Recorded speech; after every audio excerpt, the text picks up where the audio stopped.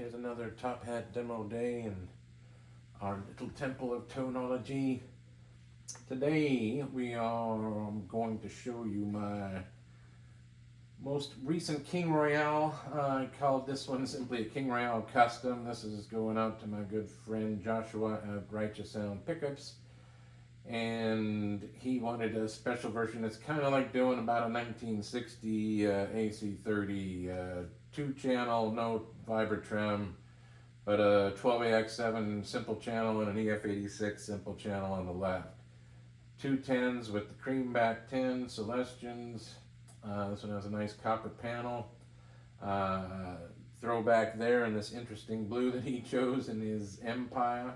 And the lovely Vox, obviously diamond cloth there. So, what I want to really also get to is the magical pine telly here in a minute to show how, almost more than, like most dramatically, it shows how what this amp does. And the way I now put it, it's a new experience. I've never made 4EL84 type amp that didn't have the Club Royale, King Royale, whatever, the top boost, full EQ with master channel. Just with two simple channels. In other words, this is kind of like a pure tone 36 instead of the 18 4EL84 version. I just never made that exact arrangement before. So it really is the very pure original arrangement. And as I tell people, that the first year, 2, 3, well, the first couple of years, while they had the EF86, can't remember exactly how long that lasted, but the first year or two, the 4-input AC30s instead of the 6-input, they were really just an AC15 with bigger transformers and 2 more EL84s. So what I learned doing this one was how that you end up with a little less filtering in the power supply because you don't have that top boost channel, which adds an extra tube that gets an extra cap for that filter cap that adds more filtering to the overall chain there. So with this very minimal, when you keep it minimal like the early Vox was, obviously the bigger transformers, much bigger iron and bigger current swinging around of the EL84, 4 EL84s instead of 2 working that same power supply. It was, I will say, there's a tiny technical difference, probably shouldn't bog down into it, but the AC15 ran a choke input, which made the whole amp pull through the choke, and that made it extra squishy. When they went to the AC30, they did normalize it and take the output transformer from the first filter hit rather than on the far side of the choke. So that did refine it and give it a little more reactivity potential there, but not a lot. Still, the amount of reservoir of energy there is very minimal. So you're going to really sense it and feel it. So it's, again, like the Pure Tone 18, as I said, is all about the output section. That's what Voxes are about. I have tone knobs latched on to the volume knobs, but they are defeatable. It is pretty subtle. I don't even know if I'll bother on this demo to show, but it's maybe I can real quick. It's fairly subtle. You most notice it when you have the tone knob way up, doing some upper end bypass when you're down somewhat on the volume knob so that the bright bypass has some effect. But when you've got it bright enhanced with the tone knob and then you pull it out, you'll see it dulls it down a little bit. If you're at mid settings on the tone and you pull it in and out, very, very subtle. I would say you do get a little more volume of, it doesn't change the drive and tone as much as there seems to be more content within what you're hearing, mostly I'm sure due to upper harmonics. Anyways, so both of them have that same arrangement, and then my favorite that I think should practically be on every gain stage of an amp, the simple fat off bright switch, which gives you a lot of variety. Makes a bigger jump in variety on the positions on the EF86 than on the 12AX7. So we'll get to her here. Now the beauty is the super, still even with the creambacks, the but they're still a lot less efficient. They're very close to about the same efficiency as the creambacks. So you're down roughly 4 dB, and I can't remember, it's 96 they're rated at or 95, but it's 4 going on 5 dB less efficient output. Really lets you use all of the AC 30 and sounds glorious. They hold together great and go down to a deep bottom that, especially on the telly when I get that one, oh my goodness. Other quick note, power supply, power supply. What's amazing about the AC, this arrangement of 4 EL84s running full tilt boogie, harder into Class A than an AC15 is. So it's just like it going on, it's a very special combination of things. But what it lets you do, like I got the guitar down, watch, and I'm into the AC, the 12AX7 side. And we're down on the volume on the EF86. So there is some baseline noise. It's greatly reduced in the 10s than the 12s. But now that we're quiet and I'm just talking here, you can hear the noise. A teeny bit there at 3/4. If I go full blast, we're in the off of the fat off bright, but that's full tilt. And there's that little noise, it barely from floor noise. It's that little bit extra hiss on there, but very quiet, and you're getting the whole enchilada. So I'll even leave it down, and now to the fat, hotter mode. Definitely more fire breathing if you can hear it on the thing there. Bright, off, fat, full tilt. That's very little noise for what you'll see gets going pretty good. The other one, even though we're shunted on this channel, more fire breathing noise. And this is a NOS Real Beautiful Mullard here. That's fat mode. Off is better. So it's a little noisier and a little more muy macho, and it's interesting, some guitars like that channel more than others like this channel. But we'll go back here, we're going to be like, we'll go 3/4, and we'll start in the off mode here. This guitar is super neutral, my Stratelli. Loving it more and more. Amazing, we're right in the middle of the world of all kind of different guitars. It is, a Strat body, African mahogany, beautiful checked lacquer, slate closet classic kind of aging on it, aluminum bridge, aluminum saddles, custom, his own design, 1991 gazing from Righteous Sound, and then his Bluebird, which is a Firebird type pickup, torque top to match the torch guard, bound rosewood neck. She's a beauty, and especially for humbuckers, which I just don't like near as much ever, especially with a Class A amp. I do love, and we'll see what you get. Even as great as this one is about as good as you're going to get with, to me, anything humbucker, and then what happens with the regular single coils of a telly there.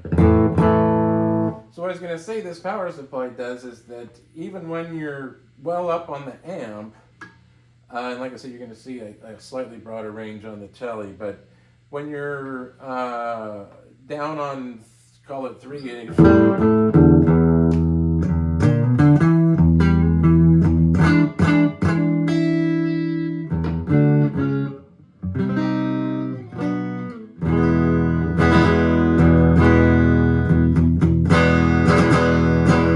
It'll use all of its abilities at every setting, and you just, as you turn it up, you just saturate it more and more.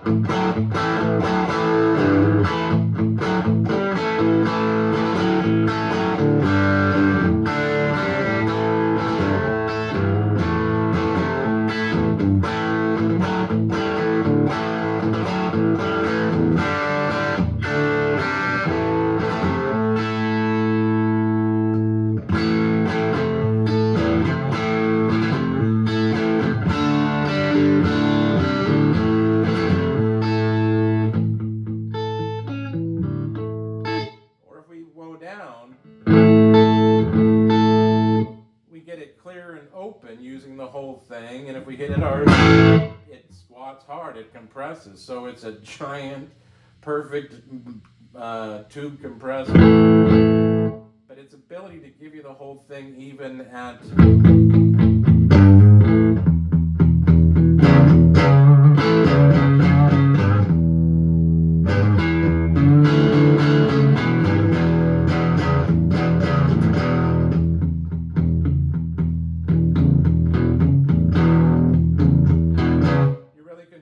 distortion. It's like it's giving you all, call it 30 watts, 35, whatever you want to call it, 36. Even if we're much lower set on the amp, it'll still, as more than anything else, give you the whole world and then just, if you're not hitting it hard or you've turned it down, it won't be clipping and still be even the clean is big, open, and beautiful.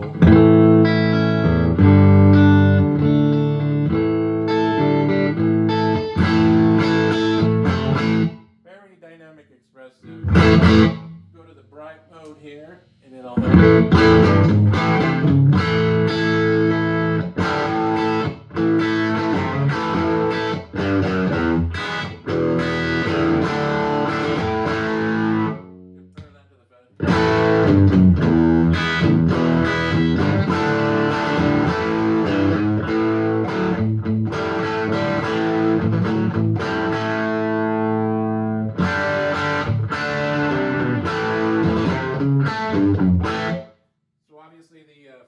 gobbles up the power supply quicker and easier, so you keep it a little more lean Marshall that does reduce the bottom end, still gainy, but we've trimmed just a bunch of the bottom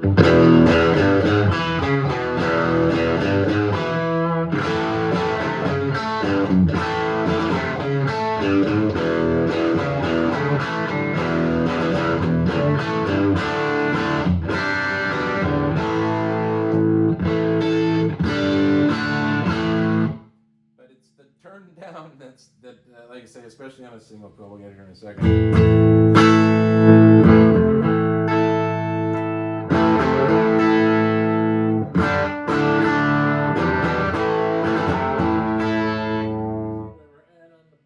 We're a little toned down on the cut knob, which is in the back here.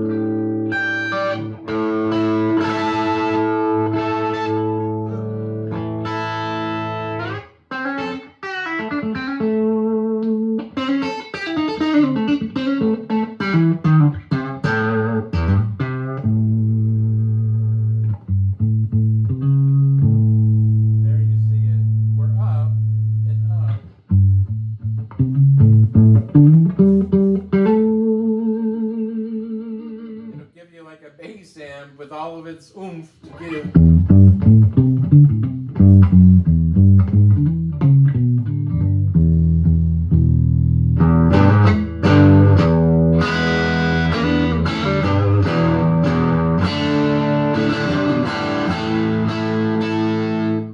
But you hear this is a proper, creamy, pillowy, old one. You definitely need the bright mode to get it rocking without as much compression.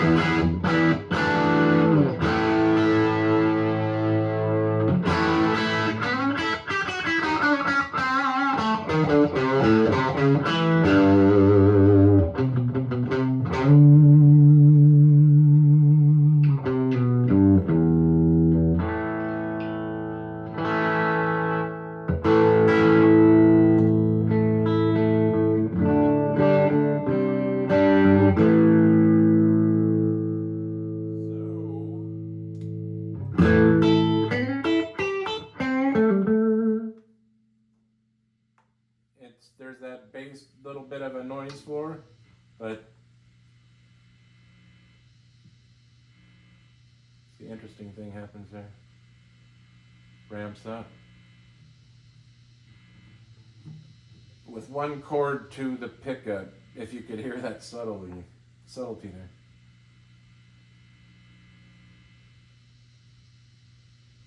It's weird how it'll get quieter at 10 than at 7, 8-ish.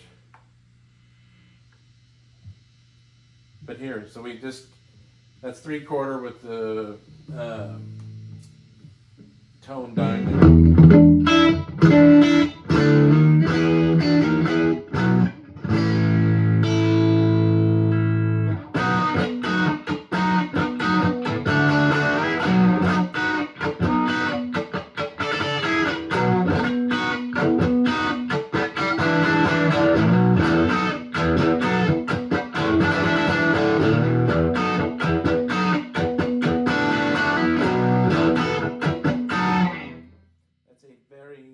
Recordable sound there.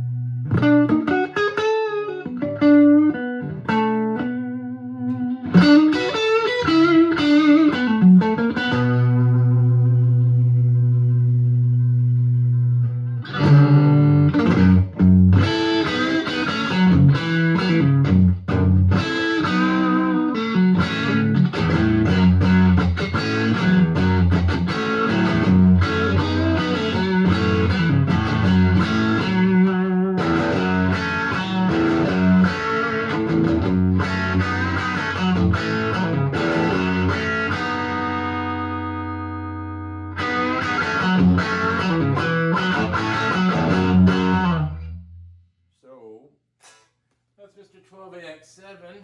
I'll show Mr. EF86 where 7s and 7s in the off mode. You see, this makes a bigger jump. And still, boy, beautiful.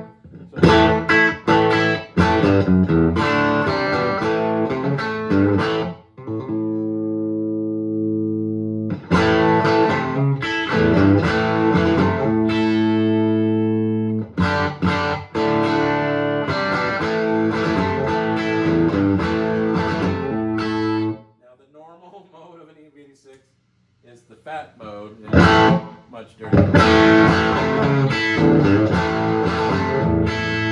See, just that immediately,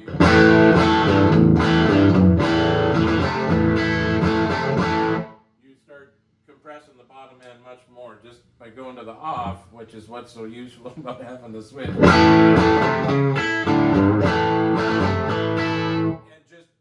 Turn it up more in this mode rather than running lower in the fat mode.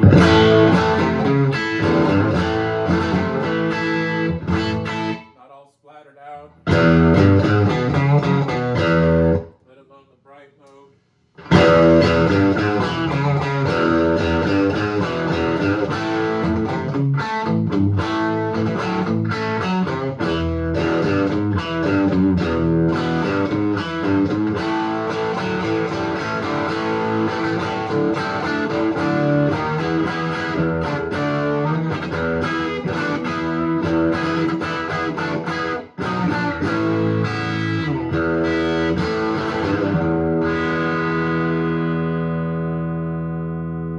You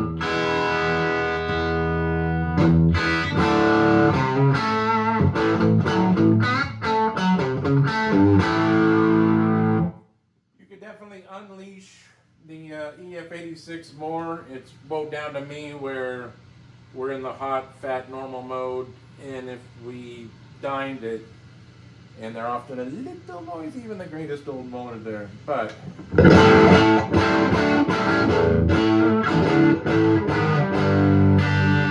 the fat mode of the EF86 all the way up, it's not, it's compressed.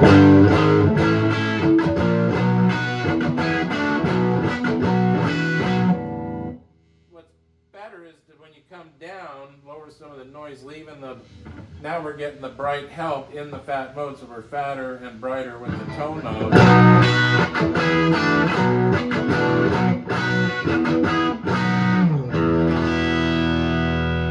But I did it where, like I say, 10 is usable, and it takes a little longer to get going, but you're not getting to where it's just a screaming noisy animal when it is on 10.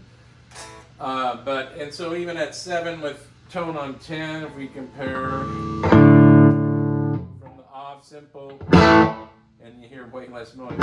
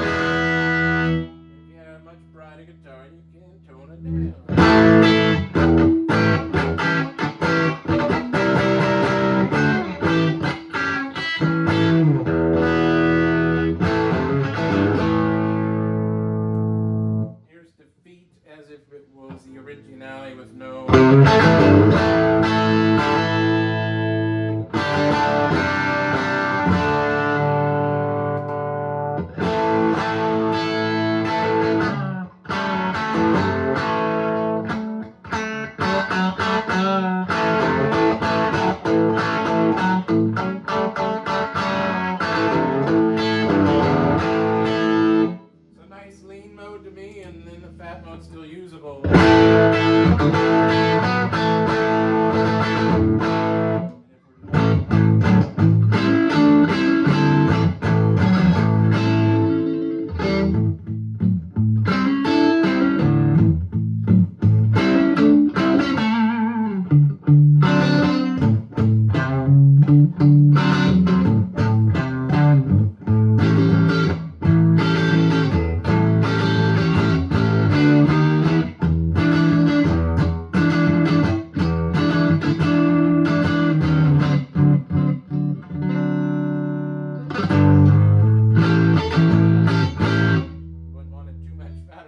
So I think it's in a good range there.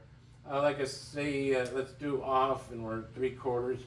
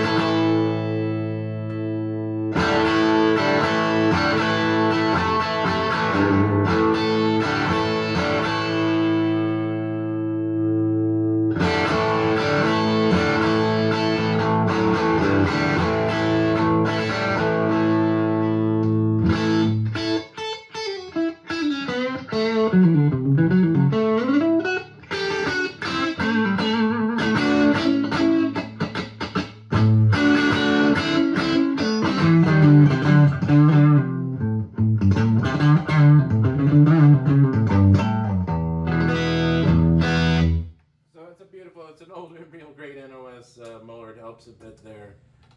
One last time in a somewhat equitable thingy there. We'll do it this way.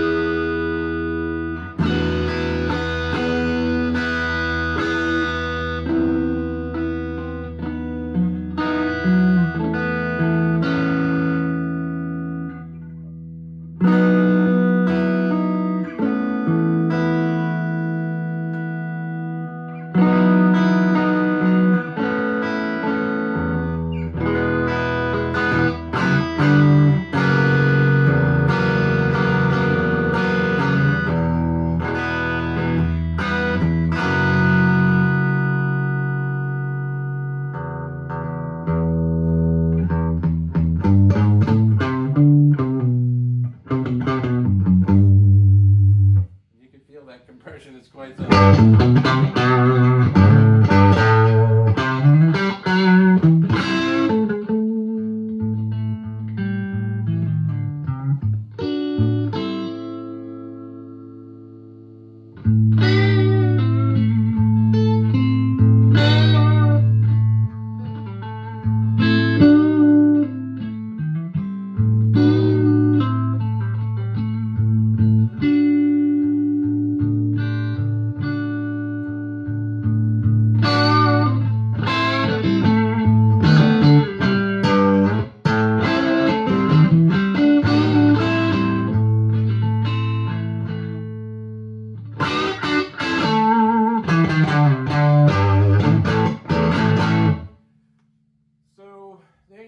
that one, and it's a beauty all around with this guitar. This one almost sells me on with this particular tube, as I tell people. All the EF86 sound different one to another there, but I'm going to show Mr. Humble Tiny Girl Telly here and what singles do when they open up here. So back to the similar situation there.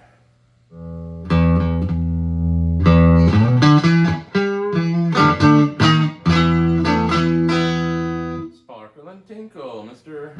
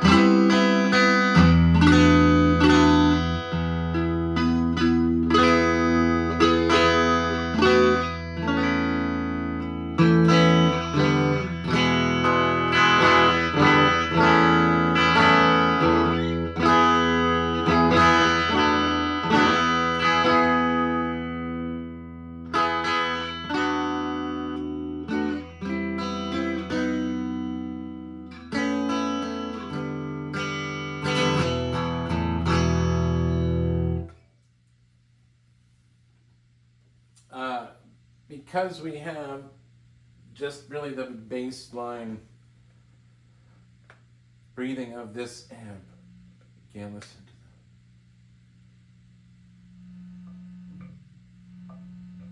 that. It's a line.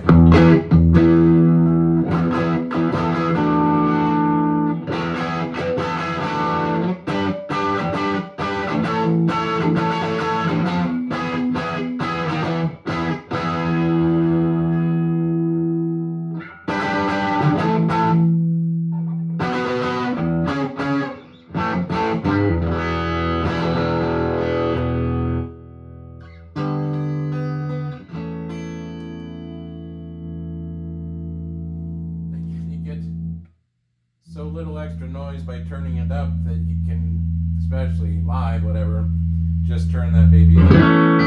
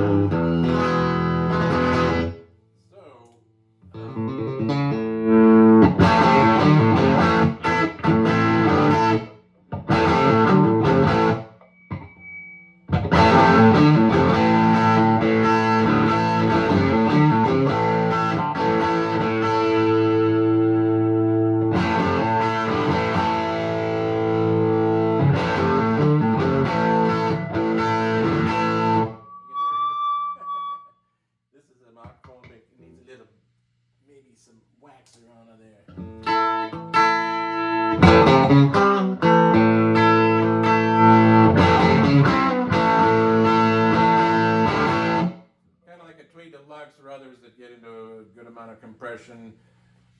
Ballpark, depending on the pickup driving it, but you're at about 3/4. You're not getting near as much.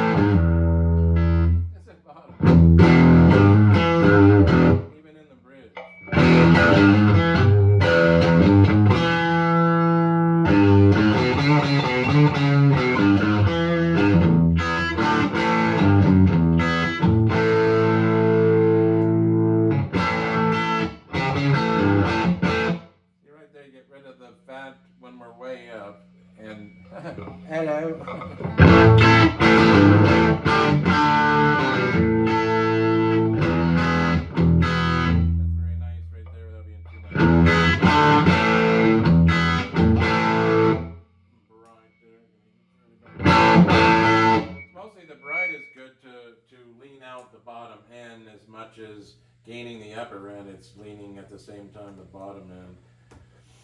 But it's not the easiest thing to get across. This is probably likely to do it as much or more here. But it's like is when it's turned in.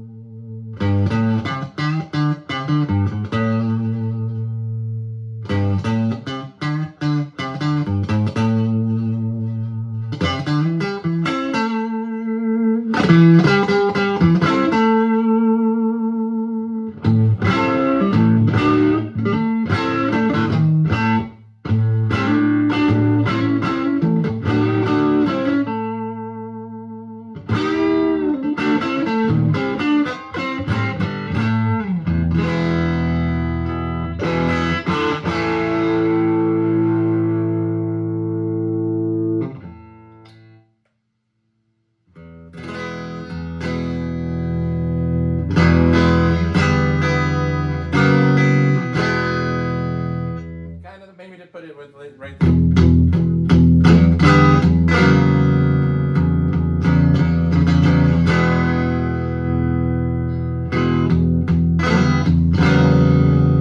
But that's about as loud as if you're.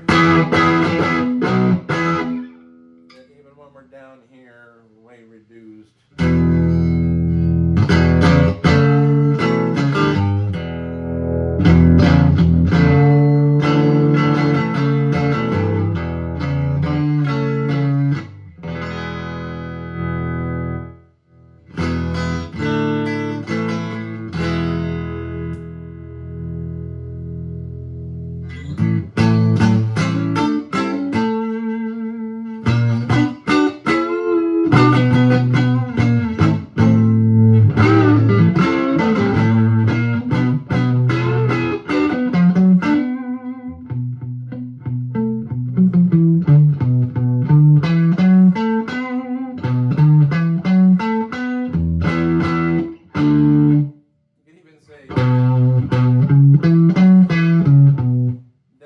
Single note, especially on the big strings, are basically as big as the. Those are just huge, big